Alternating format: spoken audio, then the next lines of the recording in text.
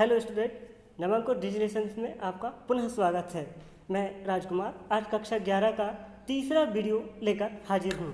तो हम जानते हैं यूनिट 2 यानी प्रथम यूनिट हमारी कंप्लीट हो चुकी है।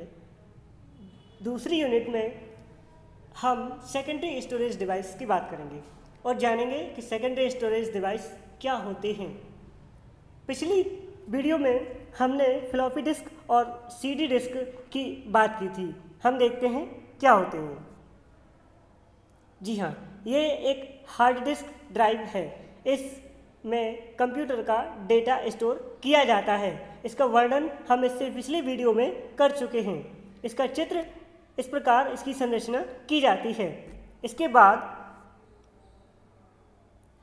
फ्लॉपी डिस्क, जैसा कि हमने फ्लॉपी डिस्क के बारे में पढ़ा था कि इसमें कुछ प्लेट्स होती हैं, मैग्नेटिक फिट्स होती हैं जिन पर डेटा स्टोर किया जाता है। कुछ परत बनाई होती हैं, चुंबकीय तत्व लेपित होता है। इस प्रकार की ये परत में डेटा को स्टोर किया जाता है।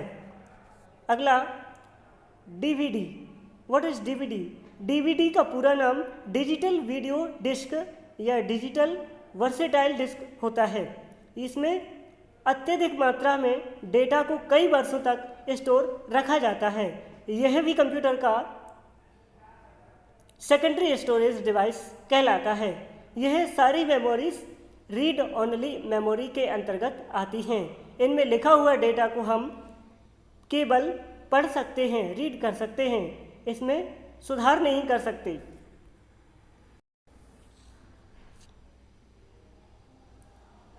CD drive. सीडी को हम कॉम्पैक्ट डिस्क भी बोलते हैं।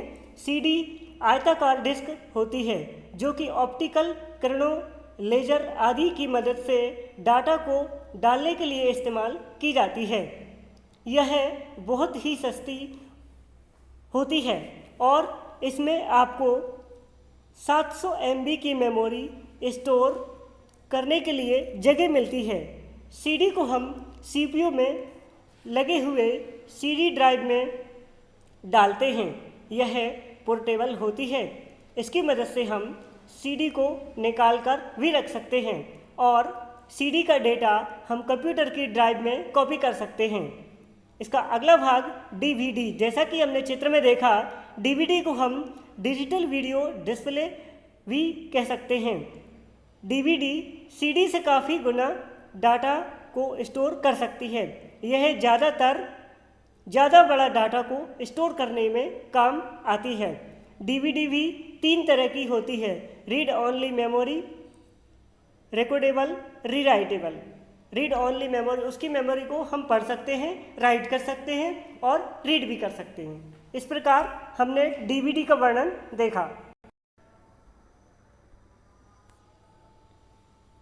डीवीडी एक ऑप्टिकल डिस्क कहलाती है जिसका प्रयोग बहुत बड़े अमाउंट के डाटा को स्टोर करने के लिए किया जाता है। कुछ डीवीडी सिस्टम्स का प्रयोग ऑडियो तथा वीडियो को स्टोर करने के लिए किया जाता है, जबकि कुछ डीवीडीज का प्रयोग सॉफ्टवेयर तथा कंप्यूटर फाइल्स को स्टोर करने के लिए किया जाता है जो बहुत लेंथी होती हैं। डीवीडी को 1995 में पैनासोनिक, फिलिप्स तथा टेस्विक से मिलकर विकसित किया गया था। डीवीडी की स्टोरेज कैपेसिटी यानी क्षमता 4.7 GB से लेकर 17.08 GB तक होती है। इसकी सिंगल लेयर की क्षमता 4.7 GB होती है तथा सिंगल साइड डबल लेयर की क्षमता 8.5 GB होती है। डबल साइड सिंगल लेयर में 9.4 GB तथा डबल साइड डबल लेयर में इसकी क्षमता 17.8 GB तक होती है। अगला टॉपिक है इनपुट डिवाइस। तो हम जानते हैं कि इनपुट डिवाइस क्या होते हैं। कंप्यूटर के ऐसे पार्ट जिन्हें स्पर्श किया जा सकता है, उन पार्ट्स को हार्डवेयर कहते हैं। हार्डवेयर के इन्हीं पार्ट्स में कुछ इनपुट डिवाइस होते हैं जिनके माध्यम से हम कंप्यूटर में डाटा को इनपुट कराते हैं। इनपुट डिवाइस के द्वारा दिया गया डाटा इनपुट होने के बाद प्रोसेस में आता है और स्क्रीन पर उसका रिजल्ट डिस्प्ले होता है। कुछ इनपुट डिवाइस के नाम निम्नलिखित हैं, जैसे कीबोर्ड, माउस, ये सामान्य इनपुट डिवाइस कहलाते हैं, लाइट पेन तथा स्कैनर। इसके अलावा कुछ और इनपुट डिवाइस भी होती हैं जिन्हें बहुत महत्वपूर्ण एवं उपयोगी माना जाता है। हम देखते हैं सबसे पहला अन्य उपयोगी इनपुट डिवाइस MICR जी। कोड पहचान के लिए इसमें स्याही का मैग्नेटिक कैरेक्टर होता है, जो चेक यानी जो बैंकों में रुपए प्रदान करने के लिए चेक दिया जाता है, उसके नीचे एक सफ़ेद लाइन के रूप में पाया जाता है, जिसे MICR बैंड कहते हैं। इस कोड को उपयोग अंतर्राष्ट्रीय ट्रांजैक्शन के लिए भी किया जा सकता है। इस कोड के उपयोग से ट्रांजैक्शन में धन की सुरक्षा बढ़ जाती है। MICR वह पुरानी विधि है जो धन की सुरक्षा के लिए एक नेगोशिएबल इंस्ट्रूमेंट होता है। चेक की प्रोसेसिंग के लिए यह विधि सुविधाजनक है। MICR कोड से चेक के संबंध में विस्तृत जानकारी जुड़ी रहती है, जो चेक के 9 संख्या के अनुक्रम से दर्शाई जाती है। पहली संख्या शहर को दर्शाता है, जबकि अगली 3 संख्याएं बैंक की जानकारी तथा अंतरिम संख्या बैंक की ब्रांच के संबंध में जानकारी उपलब्ध कराता है। नेशनल इलेक्ट्रॉनिक फंड NEFT का परिचय रिजर्व बैंक ने कराया, जिससे फंड को तेजी से तथा सावधानी से एक स्थान से दूसरे स्थान पर भेजा जा सकता है।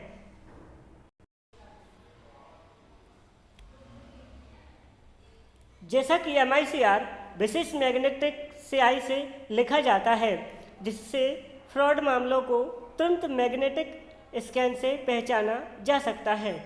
माना कि विशेष MICR कोड 1102290003 है, तो उसमें पहली 3 संख्या शहर का नाम बताती हैं, मध्य की 3 संख्या के बैंक के नाम की जानकारी देती हैं, जबकि अंतिम 3 संख्या के ब्रांच की जानकारी देती हैं, जैसे 110 शहर का नाम, 229 बैंक का code, 003 branch code. IFSC code यह भारत के फाइनेंस सिस्टम का कोड है। इस कोड के तहत NEFT के साथ काम करने वाली बैंकों की जानकारी शाखाएं समान रूप से आ जाती हैं। इस कोड का उपयोग इलेक्ट्रॉनिक पेमेंट सिस्टम की एप्लीकेशन के लिए किया जाता है। दूसरा उपयोगी डिवाइस OCR। आज कई सॉफ्टवेयर भी उपलब्ध हैं जो हिंदी में स्कैन किए गए डॉक्यूमेंट को हिंदी एडिटेबल और सर्चेबल टेक्स्ट में कन्वर्ट कर सकते हैं, लेकिन यह सभी पेड वर्जन है। टेक्नोलॉजी एंड OCR के पीछे कौन सी तकनीक है? ऑप्टिकल कैरेक्टर रिकग्निशन या OCR एक डॉक्यूमेंट को बदलने में सक्षम बनाती है। जैसे स्कैन किए गए पेपर डॉक्यूमेंट, PDF फाइल या डिजिटल कैमरा द्वारा कैप्चर की गई इमेज एडिटेबल और सर्च करने योग्य डेटा बन जाता है। कल्पना कीजिए कि आपके सामने एक पेपर डॉक्यूमेंट है, उदाहरण के लिए मैगजीन भेजा हुआ PDF को कन्वर्ट चाहिए। MICR सॉफ्टवेयर वर्ड में इन फॉर्मेट्स को एडिट करने के लिए एक स्कैन पर्याप्त नहीं। सभी स्कैन को जो कर सकते हैं वह इमेज डॉक्यूमेंट या स्क्रीनशॉट बनाकर कर सकते हैं, लेकिन OCR डिवाइस के द्वारा, जिसमें पहले से प्रिंट कैरेक्टर में स्पर्श अंतर देखकर OCR कैरेक्टर से पहचान की जाती है। OCR उपकरण टाइपराइटर से प्रिंट कैरेक्टर को रीड करने के लिए यूज किया जाता है।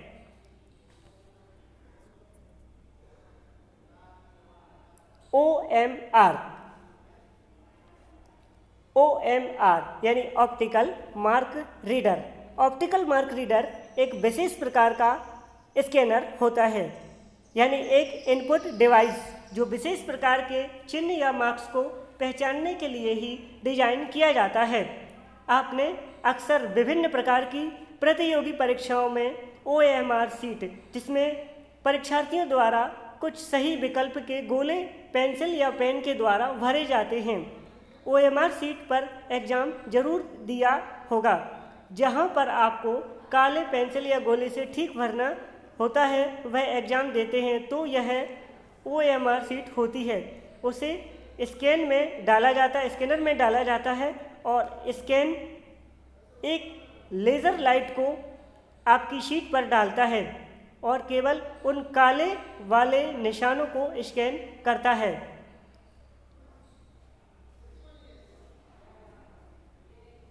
पेंसिल या पेन चिन्ह की उपस्थिति अनुपस्थिति चेक करता है। OMR किसी एक एग्ज़ाम के लिए बहुत ही महत्वपूर्ण होता है।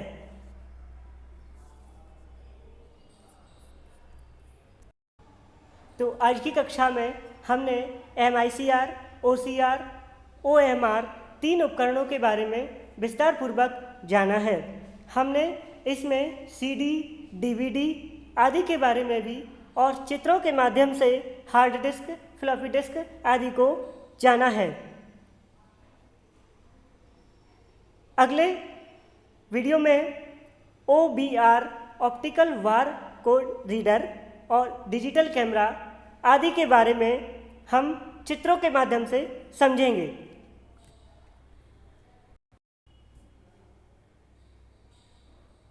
अगली क्लास में अगले वीडियो के साथ फिर मिलेंगे। धन्यवाद।